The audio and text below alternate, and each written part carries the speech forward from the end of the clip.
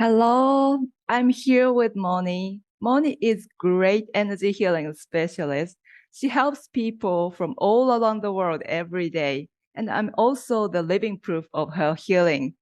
Thank you, Moni, for taking your time. Hello, Chie. Thank you so much for inviting me today to your podcast interview. I'm very excited to be here with you and to share some of our experiences that we've had together on your healing journey, Chie. Yeah. So thank you. Thank you. My pleasure. Today, I'm asking questions that I often hear from my blog readers. First question, they said, I feel tired easily, I feel unmotivated, and I have chronic pain, though I'm not diagnosed with any disease. How can our energy healing system help those kind of people? That's a very relevant question. I think in this day and age, we have a lot of overload of tasks and responsibilities in our everyday life. We work very hard, then we have to come home, then we still have to tend to our families, or we wish to even do some socializing. And so we are always in a constant stress environment. I think the exposure to the environmental factors in this day and age causes an elevated level of stress. And through that, we become more tired. And very often this is not really diagnosable by a disease, but it's just simply we have too many things to do and we don't have enough time to look after our health.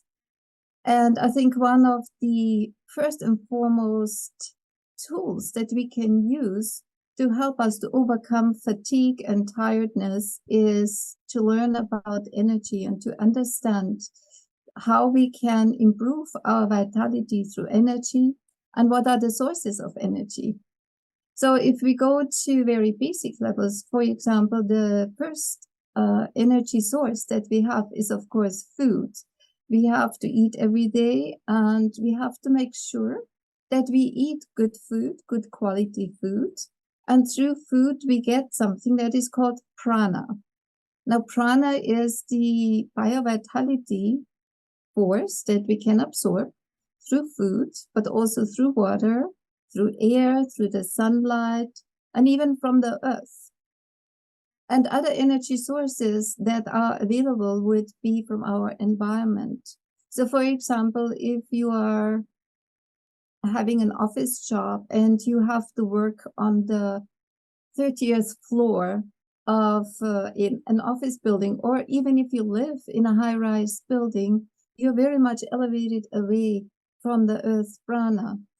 So if you have an environment like that, first of all, is your environment in your office a positive or a negative environment? So if you have some people maybe that are not friendly to you, or other people are very stressed around you, also you will get stressed and it will make you tired. It's like your energy drains out to them.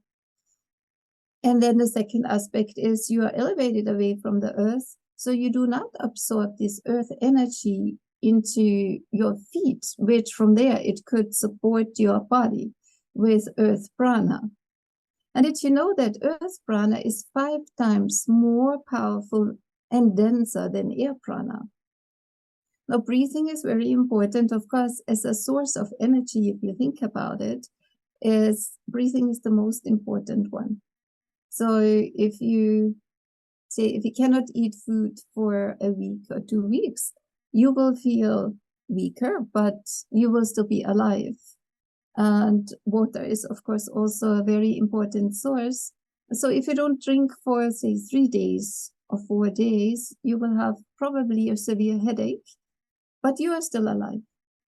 But if you don't breathe for 3 minutes, you're already unconscious. And if you go far beyond that, the consequences, of course, we would die, right? So breathing is very, very important. So the source of energy through breath is one of the most important things that we can learn through very simple breathing techniques to regenerate our energy if we've had a very long day in office, or if you've had just simply a lot of stress because a lot of things might be happening in your life. Sometimes we have relationship issues, or we have family issues, or a loved one might have died, or we are depressed because we're not happy with our life and we want to change life. So there's many factors that are contributing to being tired, but we always can help ourselves to pick ourselves up by first learn how to breathe properly, how to have a very balanced diet. And then that's very important factor in eating is to understand that when we eat the food, of course, the food consists of minerals and that vitamins and other components. So we have that physical nurturing that the body needs, but there's also energy in food, the prana. And so if we eat fresh vegetables, for example, that would come out fresh from the garden, and you cook it very gently, the prana content is very high, and all your organs can rejuvenate even through food. However, if you are in a position where you cannot prepare your own food for whatever reason, and you would take, dried food or packaged food, any processed food, even frozen food, the prana content is already gravely diminished. So the food source that you then have is still satisfying you with respect of feeling full and maybe supplying you the vitamins and minerals, but not the energy. So we need to be sometimes more aware that we should go and find sources of really fresh food, and especially vegetables, and many different colors, a big diversity, because each color has a different contribution as to how you rebuild your energy. And then the same with water. If you are lucky enough that you can live in nature and you have water from a river, from the direct source, that water will have high prana. However, many of us have to live in cities, and then the water is processed already and it's chlorinated. So that water is not anymore healthy for us. It just puts the liquid and it helps to flush out toxins, but it does not energize us anymore. So sometimes in this day and age, it's actually difficult for us to find good sources of water. Even when they are already in the plastic bottle in the shop for many days, that water is already devoid of any prana. So we can also try and energize water. For example, a very simple technique is that you can take a blue glass bottle and you fill it up with clean water. So it should not be chlorinated water. It's still better to get the water from the shop, for example. But you put it from the plastic bottle into your glass bottle, and then you put it somewhere where the morning sun can be absorbed into the water, and the morning sun will give again energy to the water. And you can leave the water maybe for 3 days in the morning sun, and then when you drink that water, it will have again biovitality and prana in it. And it even can be a healing water because the morning sun has healing energy. It has a green and violet color. So also a simple technique that I can share with you today is that if you are tired and you need to rejuvenate, you can simply take maybe 15 minutes or half an hour and go into the morning sun just after sunrise and expose yourself to the morning sun. And as if you are breathing it in through your whole body, especially on the left where you have your spleen organ, there we also have an energy center that can absorb that prana from the sun, and it will rejuvenate you. And the other one, if you are in a good position, you can find a nice park, or if you are close to nature, you can go to nature. You can find a strong tree, and then you go barefoot and you put your feet barefoot on the ground and you feel that earth prana and connect to it and allow that earth prana flow all the way up to the top of the head, and you let it come up and flow it out again so that it is like a fountain and it will regenerate your energy. And then another one that is also, of course, important is sometimes we get drained by energy also because if we have a lot of stress and we are very busy in our mind and we do not know anymore how to switch off our mind, then our sleep becomes less recuperating, and we might have a very light sleep, or we might even suffer from insomnia.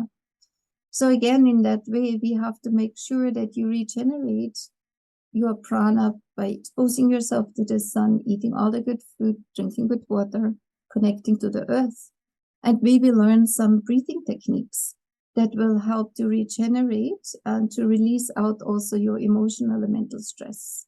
And then you can sleep better. And in order to sleep really well, I can give another hint. You might want to check your directions in your house. And when you sleep, when you lie down, the head, the top here should be facing east towards the sun. So when you have that, you will have a much calmer sleep. And if we have time later in our podcast, Chie, I would be very happy also to share breathing techniques so people can learn how to release the stress and to rebalance and improve their prana, their biovitality through breathing, and then overall find better quality of life. Thank you for sharing very helpful techniques. It's my pleasure. Another question. In the case of serious disease such as cancer I used to have, what kind of energy healing is needed? Mm-hmm. Yeah, so we have to first understand with respect of energy healing, what really is energy healing. In our case, in our healing system of the World Institute for Incurable Diseases, we are really trained on a scientific basis to understand the energy anatomy versus the physical anatomy. So this is one of the factors that is really important to understand. We need to understand that health is a holistic component. When we talk about holistic, we mean that we need to look at health on 5 levels of health. So you have your physical health, which means the body, the muscles, the bones, the organs, the blood, the liquids in the body, all that needs to function well and needs to be in a good state so that the physical body can carry us. And then the next component is, again, our vitality. We need to have a high vitality in order to be able to sustain our health. The next level is our emotional health.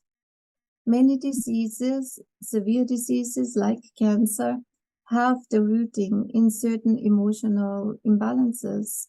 We could experience trauma or shock in life that causes us certain grievances that does not allow the energy to flow properly, causes congestion in the overall system, and it can over time make us sick.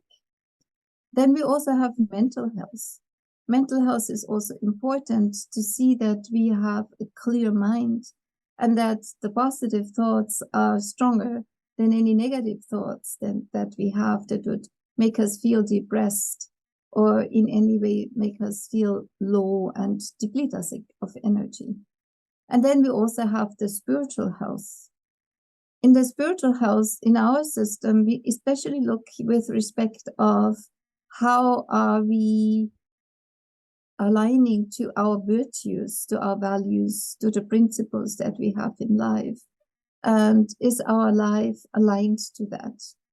Sometimes when we have certain circumstances, it can happen that the principles of life, we have to violate them because we have to compromise with certain circumstances in life, and then we don't feel good about ourselves. Or sometimes we could also have something that is called a dark night of the soul, and we feel that we don't have anymore a connection to our soul, and it makes you feel lost. It makes you to lose the meaning of life. So when we talk about spiritual health, we need to make sure that we have that sense of fulfillment of purpose of life, and also the sense of meaningful engagement in life. So those are the 5 key areas of health that we need to look at and that we need to address when we heal especially severe diseases. Another factor also is that we need to look into the past and see if there is maybe a genetic inheritance, that maybe our lineage has already have had a disease that we have carried over. And then we also need to heal the future or program the future to create a new narrative in our mind, to remove our doubts about our lives and to make sure that we program ourselves positively going forward so that we really have hope and that we know that as we go forward that we are creating our greatest life. So these things are the basic things that is very important. And then another factor, again, we need to understand that life is about energy. And when we talk about disease, another factor that contributes to formation of disease is that we have either depleted energy or we have blocked energy. So everything is congested. It's like a river.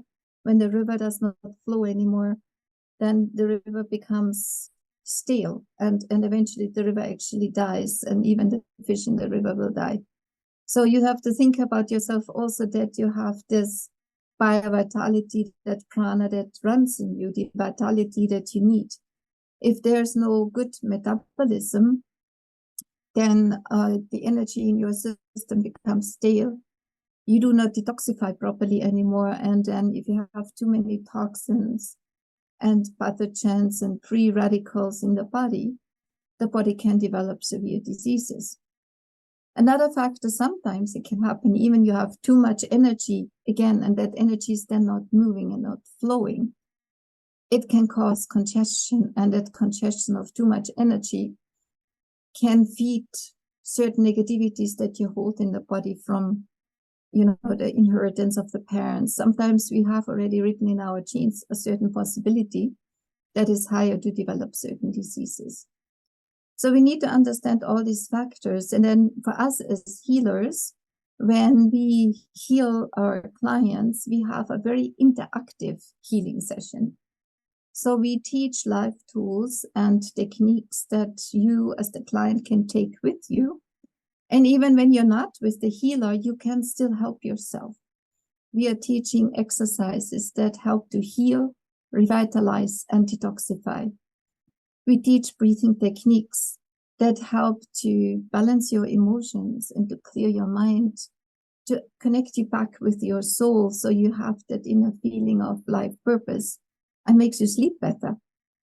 And then also we have a healing meditation to help you to release out your negative experiences of life, which goes very much together to healing your emotional and mental negativities, but also to healing your past.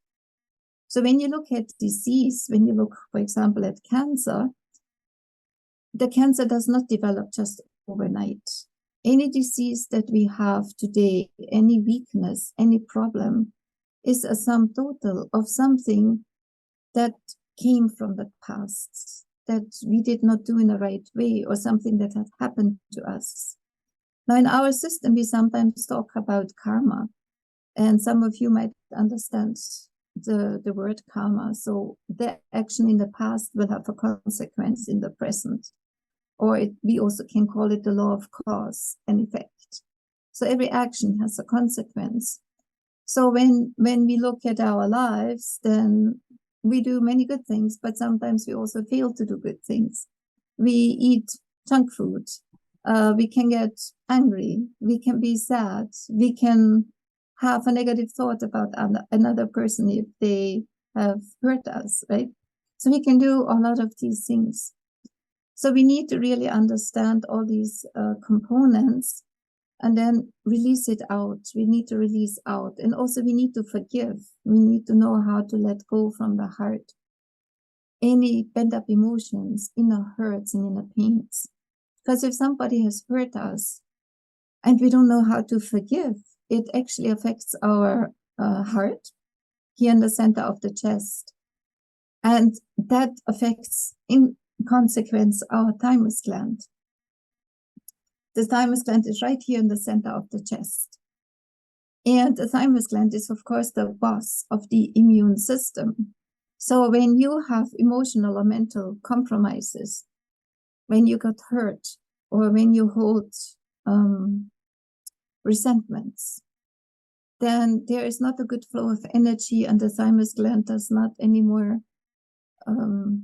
act in the right way to find the enemy, which is called the cancer, the disease pathogen, to go and find it, to fight it, and to release it away out of the body. So we have techniques that will help you to open the heart through forgiveness, but also through breathing techniques to bring more energy and to reactivate your immune system, so that the immune system, your inner power of healing, also gets activated. And then at the same time, we have techniques that help to remove the negative energy as well that comes with disease. So for example, the energy of cancer has a color that is a dirty red, orange, brown. So this is congesting your energy centers or your chakras, and then it affects the organs behind. So we have methods where we can actually remove that energy. We call it a dirty energy. So, and then we replace it with clean energy through breathing techniques and through giving the clean prana energy, so that the body can recover. Another thing also that is important is that when you are already diagnosed with a severe disease like in cancer, you get really traumatized, right? Because in this day and age, when we have a diagnosis like that through the medical profession, they make you feel like as if you will die now. It feels like it's a death sentence. So you're really traumatized. And so one of the components that's really, really important is that we bring that hope factor back into life. We generate positive energy. We generate happiness again, feeling good about yourself. And despite while you are healing your disease, we teach you to focus on the good things in life, so that you will continue living your good life and greatest life every day. And you do not succumb to the fear or to the trauma. And also you feel strong despite the disease. And through the process of healing, you do not even think about it anymore, that you're actually sick. You only think about the good things, and that you actually have still many things to do, that you have a life purpose, and that you will live your greatest and longest life. Yeah, I really agree with you. To prevent disease, you need to be healthy, not only physical vitality level, but also emotional and mental and spiritual level. Yeah.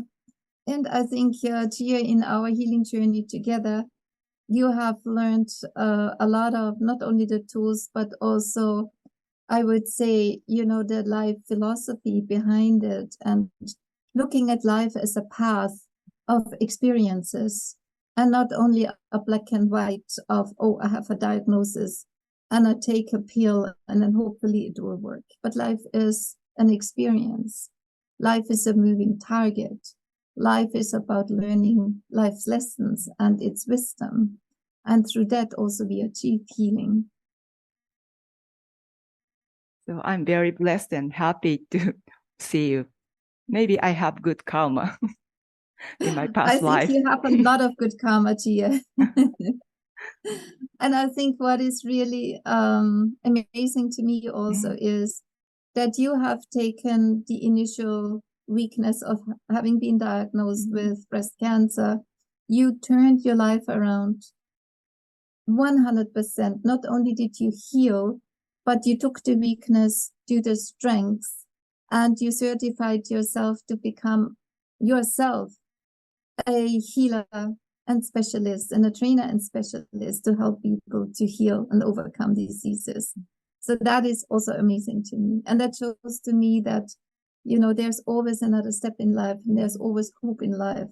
if you get the right tools, if you can connect with the right healers and mentors that can help you and show you the way. Thank you. Now I think breast cancer is a kind of homework or gift from my soul. Yeah, that's very true. And sometimes the challenges in life, the greatest challenges in life, can be also the greatest blessings. So as they say, it was a blessing in disguise because it has brought you much closer to your true life purpose and fulfillment of life. And I'm very honored to have been part of the journey and that we are now spiritual sisters, workers on the path ahead. Thank you. Can I move on to next question? Okay. Many of my blog readers are yoga or Qigong practitioners because I was yoga teacher. And they say yoga or Qigong also work on energy. What is the difference between that kind of energy work and our energy healing system? Okay. So yes, I would agree that yoga, Qigong, Tai Chi, all these systems do have a component of energy work and energy healing. So depending on which system you work with, there are so many different styles of yoga in this day and age, of course. And Tai Chi and Qigong and the original yoga, which is more the Hatha yoga, which is the yoga of holding positions, are very ancient systems. And they have been with us for thousands of years. And the first and foremost advantage of engaging in yoga or Tai Chi or Qigong is that you learn to move the biovitality or the energy body in your etheric energy field. So mainly these systems do work on that factor to help to move the energy, to help to also stretch and make the physical body more flexible. And through that, you have a better flow of energy through your organs and through the physical body. So on the physical level, that is definitely very helpful. And also because you are using and engaging your mind in holding postures and focusing on the movements, it has also a very relaxing effect on your mind. So you say if you have a very stressed life, when you do these kind of practices, it makes the physical body feel better. And any exercise for the physical body is important. And it relaxes your mind. So overall, you have a feeling that you're feeling much better after you've done these practices. What these practices don't do is to really work directly on the emotional, mental, and spiritual levels. Of course, if you are already more a spiritual person and you have a certain alignment, you feel that your overall alignment to spirituality is stronger when you're more relaxed and you feel the body feels good. But when it comes to really healing and also when it comes to your inner development, it is not enough to just move the energy or hold a body posture, but we need to also have expansion of consciousness. And we also need to have dynamic force of will and power versus relaxation. So relaxation is good. It definitely helps you to feel good, but it should not stop there. So after relaxation, what comes next is when I do yoga practices or Qigong practices is how do I enlighten myself more? How do I still balance my emotions? So when I am back into a difficult situation that I actually do not again overreact or again get stressed. So when we look at really building our higher consciousness or expansion of consciousness, we need to really learn to heal our emotions and to build emotional intelligence. And those you would not achieve by doing yoga or the other practices, but you need to really learn lessons behind your emotional substance. If you have overflow emotions, why do you have it? And how do you let it go? And how do you overcome it? And the same thing is with your mind. Your mind needs to eventually expand and learn new things. You cannot learn new things by holding a posture. The expansion or enlightenment path also affords to gain new knowledge, to gain new wisdom, so that as you go through life, you are developing not only your logical mind and your skills and talents through your logical mind, but also your higher mental intelligence, which is your abstract mind. That one you have to achieve by actively engaging into certain meditations that will activate the levels of the mind. So, for example, if we look again back to the energy anatomy, and here we have a chakra here on the throat. This chakra is connected to our logical mind. So any logical thinking and tactical thinking that we have, it would be processed energetically through this chakra. But if we want to be more abstract, and if we want to have a bigger understanding of life, or even if we would wish to download new ideas, that comes through the abstract mind, which is this chakra here in the mid-brow. So this one needs to be activated by certain breathing techniques and focus, or by certain engagement in mental activity. So there, the yoga or Qigong cannot reach there when we do those practices. So we need to look into life also that we need to develop really 5 levels of intelligences. So the physical and vitality intelligence factor is activated through these yoga practices. And when we are talking about those yoga practices that are on the physical level, there are certain yoga practices that actually do engage also in certain mental activities. So they are already better. And then we need to look into developing the other levels of intelligence, which is your instinctive intelligence and your emotional intelligence. Your mental intelligence divided into logical mind and abstract mind. We also can develop psychic intelligence, your inner powers, and then your soul intelligence. And there are even more intelligences as you would expand your consciousness. But, that would take really a long time, maybe sometimes lifetimes, and you can reach a master's level of your expansion of consciousness. And how do we measure whether we really are expanding our consciousness, whether we really are improving in the way how we understand life is by looking at the different energy centers or the chakras, and you can measure them. If you do a lot of practices, which might be very good for the body, which relax you and revitalize you, that is great. But if your chakra doesn't grow, then you're not expanding in your consciousness. And then it's not a complete system, I would say. So if you're looking into completeness of having a greater experience in life and having capacity and potential for greater contribution to life, then we need to enhance our practices and add in more things that would allow us to open the chakra, because each chakra has a function and a faculty. So for example, if you look, we go again back to our heart chakra. The function of the heart chakra is to support the thymus gland and the heart, the physical heart, to function well. But the faculty of the heart chakra is to develop inner peace, inner joy, not happiness, but inner joy. Happiness is still connected to outer things. Like if I eat a good food, I'm happy. If I meet my friend, I'm happy. But to develop joy inside you, this is permanent. You don't need to do anything. You just feel joyful because this intelligence in your heart is active. And then another faculty of the heart is, of course, to have a conscience.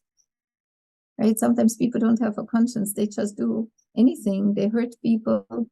And you wonder why are they like that? It's because the heart is not developed. Very often you have people, they go to yoga, Qigong and everything, and they feel better, but they are not happy. Definitely not joyful, because the practices did not open the heart center. And another aspect in the heart center is discrimination and discernment. We need to really know what, to differentiate the good from the bad, right? It comes also from the heart center. So this is just an example. So the development of our highest potential in life, for our highest good and highest service in fulfillment of our life purpose would have to come from different methods and not only from yoga and Qigong or these other practices. And definitely when we go back to health management, it would the same thing would apply as I had explained earlier. We need to heal the emotions. We need to heal the mind. We sometimes need to heal the spirit. Sometimes the spirit also is broken. And there you need to have also coaching and mentoring sometimes, not only, doing a physical movement. So there's so many different other factors that we need to help people. And one thing I quickly would like to mention is another factor to really be in a good state of health, well-being, and feeling good about life is to have the balance between your love, your intelligence, and your willpower. So very often in our experience, when we are very loving people, we get taken for a ride because people would make us victims in life. And we don't have enough strength and power to even have an argument because we don't like to have an argument. So when you have too much love and wisdom, you're a very kind person. Everyone will like you. But people who are not friendly, they will take advantage of you. So we need to add intelligence. So love with intelligence is already much better. But still, you can be taken advantage of because you don't have enough willpower to defend yourself against certain things in life. So the third factor to be a very balanced human being is the will and the power aspect. And for many people, that is really one that is missing. So when we don't feel good in life, when we feel weak, when we feel tired, when we feel like a victim, and we don't know, and we can't find the solution. And even mentally, you get tired and you cannot even think anymore of anything. This is the lack of willpower. So willpower development is a very important factor in making sure that we are always moving forward in life. We do not become stagnant in our development. But also for healing, it is very important. So if you have a lot of anxiety or fear or any of the low emotions, even anger, then your willpower is low and you feel overwhelmed in life. But if you increase the will, then the negative emotions go down. They are proportionally connected with each other. If the will is low, the negative emotions go up. So learning willpower development, and again, on the different levels, you have the physical will, emotional, mental, and spiritual will. So there's different levels of willpower development. It's quite interesting, helpful. Thank you. And the final question is quote from our master. Our master Delpes says, character modification is necessary to resolve the root cause of disease. When I talk this, my blog readers, they always say, I don't think I can change my character. How would you advise them? Yeah, that is a very deep question, Chie. And I would agree that most of the time we would think by the way that we are educated, by the way that we experience life, by the way even, our parents would talk to us, our teachers would talk to us, that they say, okay, that's her, that's who you are. It can't be changed. It's a very common perception or belief in all cultures. And, but I would agree with Master Delpe in his statement that there is a way that you actually can do character modification. Now, here I would say, nobody says that it is easy, but it's definitely worth it. So there are certain methods that we have to help people in character modification. And one of them is, again, the development of the different energy centers that we have. And we have to really understand, again, the psychology of each energy centers and how to help to either diminish an energy center if it's overactive and it causes a certain behavior, or how to increase a certain energy center or chakra if there's a lack of a certain behavior. So, for example, if you have someone who is always condescending, who's always criticizing, really obnoxious and not friendly, and, you know, people are even scared of that person, it would be like a tyrant, somebody that rules just by pure force and power, very unpleasant. So how would you change the character of a person like that? That person has got a lot of power, a lot of will, but no heart development, and maybe also no spiritual development. So what we need to do in our system is we need to make sure that we help that person to open their heart and to connect to their soul. And through certain breathing techniques, we can first achieve that by energy manipulation to the different energy centers. And then the other aspect, of course, is through coaching and mentoring. We have to sometimes, of course, discuss with our clients as to where they are going wrong and what methods they can use so that they can change for the better. So there's many, many different techniques that a person can change the character and become either friendlier or become stronger or become, even with respect of the intelligence factor, the mental intelligence factor, from just thinking logical to become more abstract. So instead of just knowing everything, you would also understand things, for example. So in our character modification programs, we have to first make sure that the higher principles rule over the lower principles. So, for example, I'm coming back to the example of the heart center. In the center of the chest, the heart center holds the higher emotions, the noble emotions, the feel-good emotions like the joy, peace, harmony. This all comes from the heart. When your heart is really flowing, it's very difficult to not, just smile through life. It comes just from inside. And then there's another emotional center that we have just below the heart, where the sternum ends, on top of the stomach, more or less. We call it the solar plexus chakra. The solar plexus chakra holds a lot of emotional substance. Some of them are good, but some of them are very negative.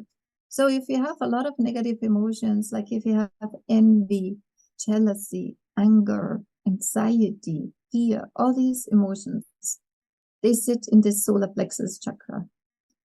So what we need to do is we need to help that person to first release out the negative energy through our healing meditation.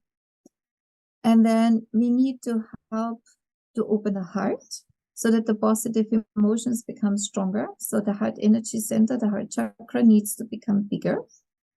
And then the solar plexus chakra, when it has a lot of negative emotions, it's usually quite big and very, very active. So we need to diminish a little bit the size of that chakra and calm it down. And we have techniques, we know how to do that. And then the size of the solar plexus chakra of the lower emotions should be at least the same size of the heart chakra or a little bit smaller. We don't want to close it because there are also good emotions in the solar plexus, like, for example, passion or courage or dynamism. That comes from the solar plexus. So you still want to keep those traits, right?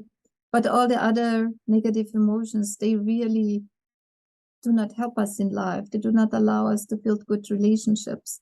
It does not allow us to have a good experience in life. So by certain breathing techniques and exercises to let go, exercises to enhance the chakras, we can achieve that balance. And then also we need to look into the deeper aspects of how we experience life or how we understand life. Each person has his or her reality about life. So, for example, when I look say there was an accident on the road, and I observe it right in front of it, and you observe it from the side view. We will have seen the same accident, but your description of the accident will be somewhat different than my description, because I'm looking from the front and you're looking from the side. So symbolically, what I mean to say here is that in life, we all have different perspectives, depending on our upbringing, depending what our parents told us, depending what we have read in a book, depending from our own intelligence, how we conclude things. So we have certain habits, we have certain templates in us, how we do things and why we do things. We have belief systems in us that are lenses of perception that let us act or not act in certain ways.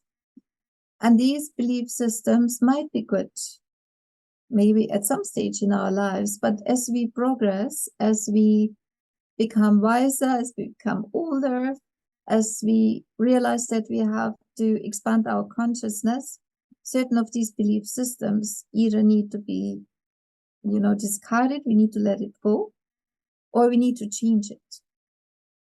So why do we need to do that? Because there is something that is called an evolution of life. So as a human being, we need to make sure that we always have some progress in life. We should not just say the same, you're born like this and you die like this. This is not the purpose of life. The purpose of life is meant to be to learn, to expand, to become more every day with deeper understanding, with more enlightenment towards life. And why do we need to do that? Because first of all, we feel better about ourselves.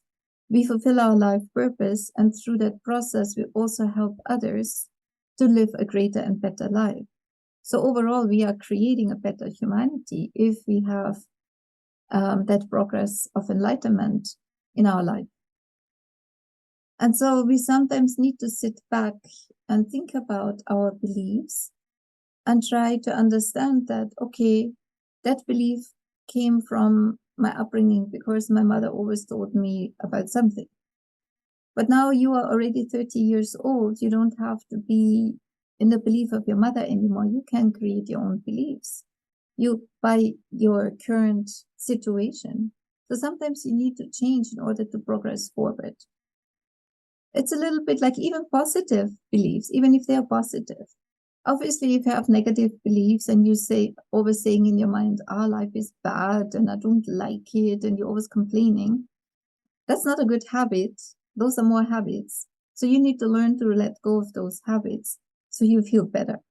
But you sometimes can also have positive beliefs that have become obsolete.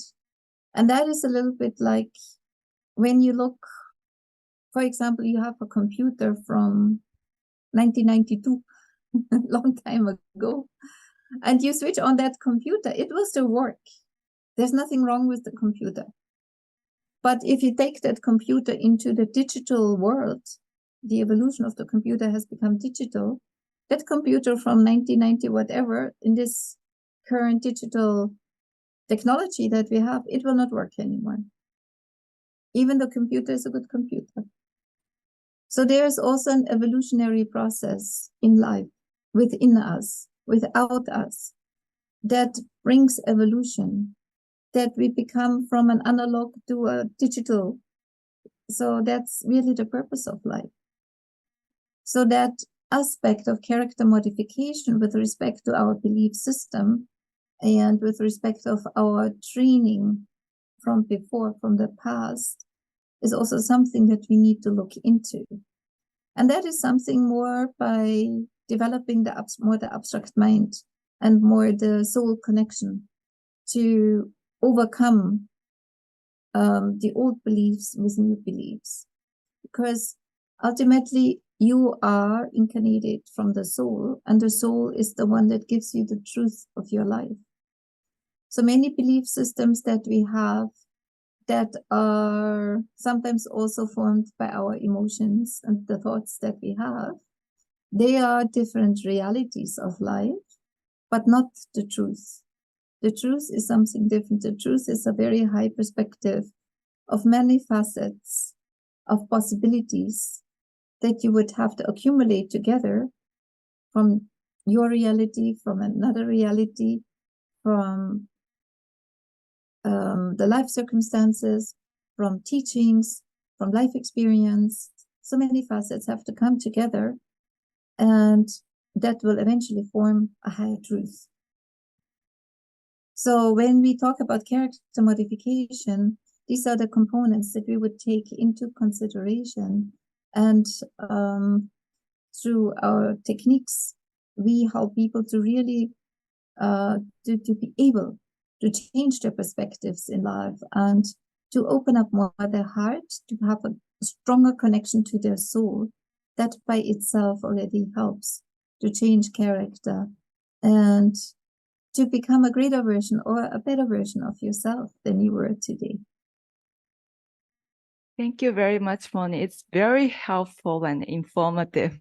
I'm excited to share this interview to Japanese blog leaders. Thank you. And if you're interested in this interview and the energy system, feel free to contact us. Thank you, Moni. Thank you, Chie. Thank you for the opportunity. All the best. And I hope we'll meet each other soon again. Bye. Thank you.